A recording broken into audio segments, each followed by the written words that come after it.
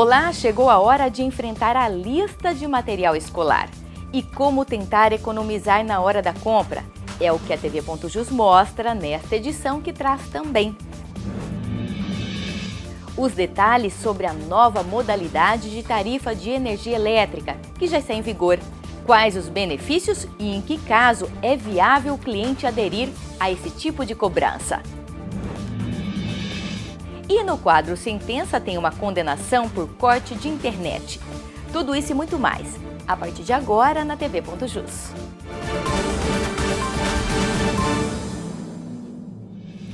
Já está valendo desde o dia 1º de janeiro a tarifa branca para consumidores de energia elétrica de todo o Brasil. Na prática, ele exige do consumidor o uso racional de energia em determinados horários e assim promete redução na conta. Veja na reportagem de Wagner Zanan.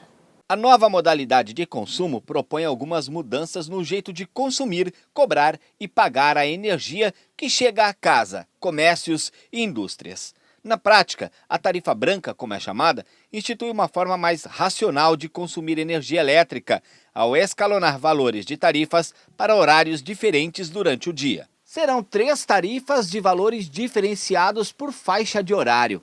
Entre as 6 da tarde e as 9 da noite, o horário de ponta, onde há o pico de consumo, o intermediário, compreendido em 2 períodos do dia, entre as 5 e as 6 da tarde, e entre as 9 e as 10 da noite, e a faixa fora ponta, que vai das 10 da noite às 16h59 do dia seguinte. No horário de ponta, o quilowatt-hora fica 90% mais caro. No intermediário, 50% a mais. Já no fora ponta, o mesmo quilowatt-hora fica 16% mais barato. E a conta de energia para quem optar pela tarifa branca pode ficar mais barata no final do mês, ou mais cara, dependendo de como e quando utiliza mais a energia.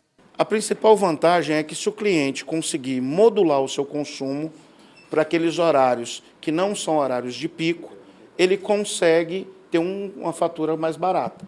Caso ele não consiga se enquadrar e faça a opção da tarifa branca, ao invés dele ter uma redução, ele pode ter um aumento substancial na sua fatura. Então, qual é o recado que a gente coloca para os clientes?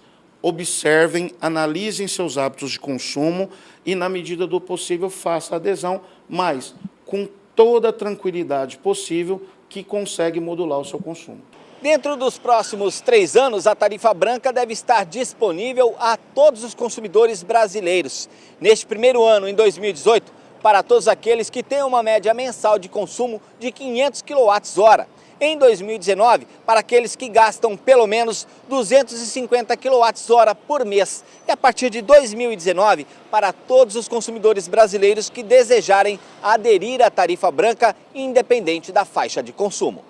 O advogado Antônio Carlos Tavares, do IBDEC, o Instituto Brasileiro de Defesa do Consumidor, avalia que a nova modalidade pode ser boa para o consumidor, mas vai exigir de muitos uma mudança de hábitos de consumo. Vai valer para o comerciante que consegue reduzir sua produção e economizar muita energia nesse horário, e vai valer para um ou outro cidadão consumidor que ele não vai estar em casa esse horário, ou ele consegue mudar radicalmente seus hábitos. Qual que é o nosso hábito? O hábito do brasileiro comum. A gente chega em casa, liga a TV, começa a mexer na geladeira, às vezes fazer o jantar ou para comer alguma coisa, chuveiro elétrico, em Cuiabá ar-condicionado, e aí a carga máxima do sistema brasileiro, ou seja, quando está tudo funcionando em capacidade 100%, é nesse horário que a gente chama horário de pico. Portanto, o que o governo quer? Que a gente consuma menos nesse horário. E daí esse incentivo que pode ser um tiro no pé. Por quê? Se o cidadão, consumidor, falar, eu vou tentar economizar, mas ele errar no plano, ao invés de economizar, ele vai gastar mais. Ele alerta, porém, que para a adesão à tarifa branca, o consumidor assume alguns compromissos em contrato. Ele pode se arrepender e falar, não quero mais isso. Ele não vai ficar obrigado a ficar nesse sistema da bandeira branca, da tarifa branca. Mas ele vai ter alguns ônus e alguns dissabores. Porque quando ele opta pela tarifa branca, tem que mudar o relógio dele. E aí, geralmente, a concessionária de energia já vai cobrar um valor por isso. Quando ele desistir, vai voltar para o padrão antigo, já vai ter um custo. E nessas idas e vindas, ele vai ter um período de 180 dias que ele vai ter que honrar para, se ele quiser depois, voltar a ter a tarifa branca de novo. Então, em resumo, o brasileiro teria que fazer cálculo, saber que equipamento que gera muito consumo para ele, contar que esse equipamento vai ter que ficar desligado. Se você não tiver esse hábito, ou se esse não for o seu perfil, se você acha que não vai conseguir mudar o seu perfil de consumo, a proposta é: fique do jeito que está. Agora, o pequeno comerciante, a pessoa que arrumou um emprego, que vai estar nesse horário trabalhando, nesses casos a gente recomenda que a pessoa estude com carinho e aí sim faça essa opção pela tarifa branca. Cliente é indenizado por corte de internet. A decisão do Tribunal de Justiça de Mato Grosso você confere no quadro Sentença.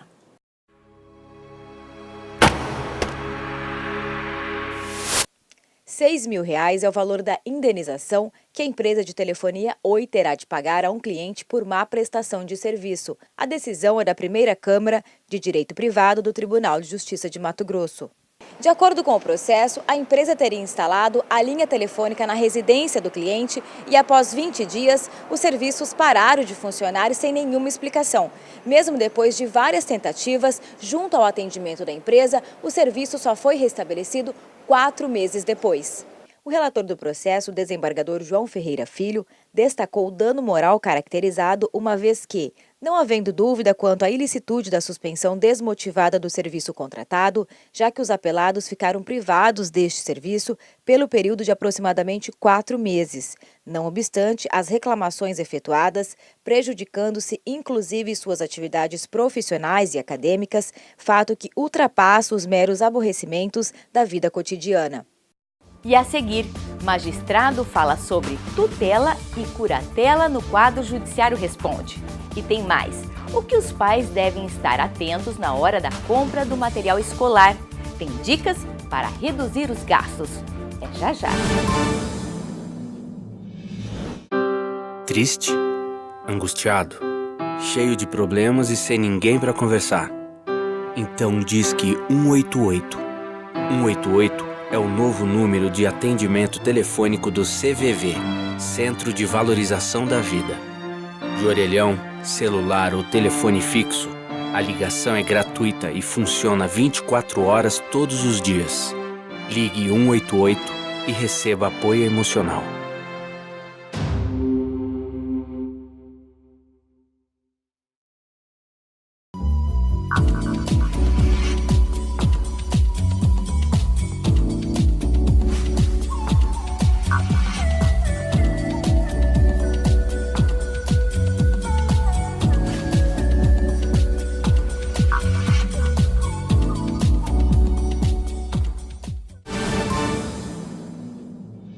Quem é pai ou mãe sabe que o mês de janeiro é época de comprar material escolar. Mas como economizar? E o que pode ou não constar na lista? Nós preparamos uma reportagem que pode ajudar você a se sair melhor na hora de adquirir os produtos. Quem conta pra gente é a repórter Fernanda Fernandes.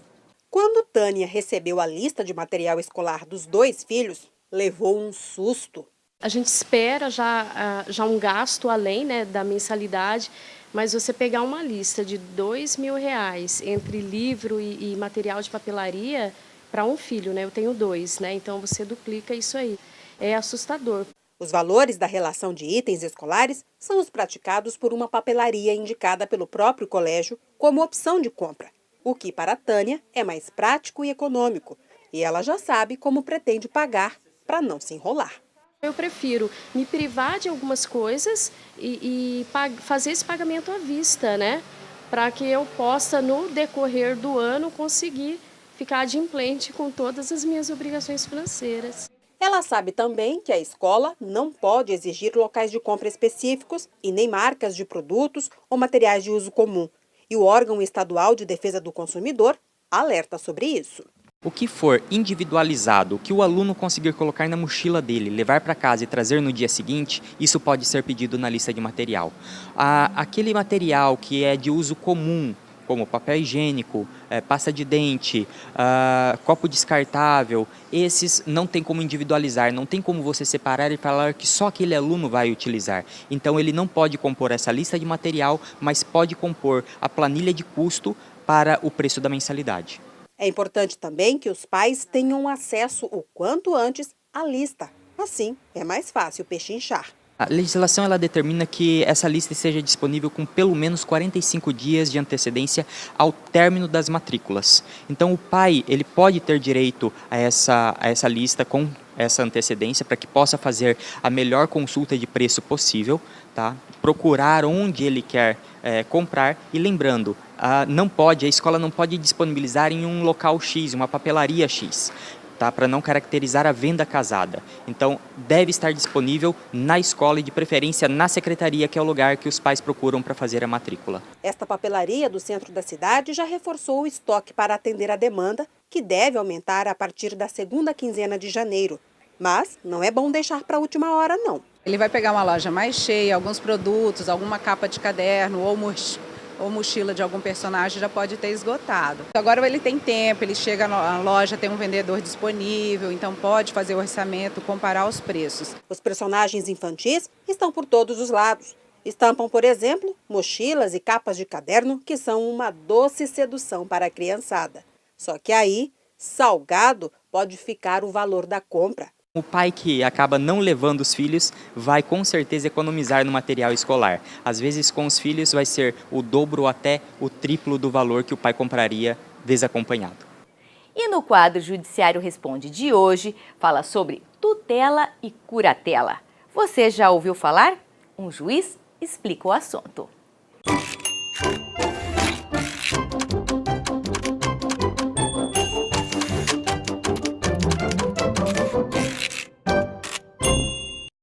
Tutela e curatela, ambos têm a responsabilidade social e financeira por uma pessoa. O que difere um termo do outro é a faixa etária e a incapacidade em exercer suas funções. E a partir de agora, vamos tirar todas as dúvidas sobre o assunto. Qual a diferença entre tutela e curatela? Tutela é o nome do instituto, Roberto. Tutela e curatela. Curatela é o curador, a pessoa que vai cuidar de pessoas que não têm capacidade ou física ou mental. A ação é uma ação de interdição, chama ação de interdição, no qual se decreta a interdição. Aquela pessoa fica declarada incapaz. E aí nomeia-se um curador que vai exercer os atos dessa pessoa, em nome dessa pessoa. Quem pode exercer as funções de tutor e curador? Geralmente são pessoas da família, né? na tutela, na interdição. Pessoas da família que vem a juízo requer para ser o curador daquela pessoa, que vai exercer os atos que aquela pessoa não pode fazer por alguma deficiência física ou mental. Em caso de falecimento do tutor ou curador, o fato deve ser informado imediatamente à Justiça e solicitada a substituição do falecido por outra pessoa. E quando houver suspeita de irregularidade, qualquer cidadão pode fazer a denúncia ao Ministério Público. Se o curador, o anterior, concordar, já faz a substituição. Se não concordar, aí vai ter uma ação judicial para uma disputa para ver quem é o melhor curador, sempre no interesse do incapaz. E a TV.jus termina aqui. Acesse também o nosso portal de notícias. O endereço é o tjmt.jus.br. Espero você amanhã. Até lá!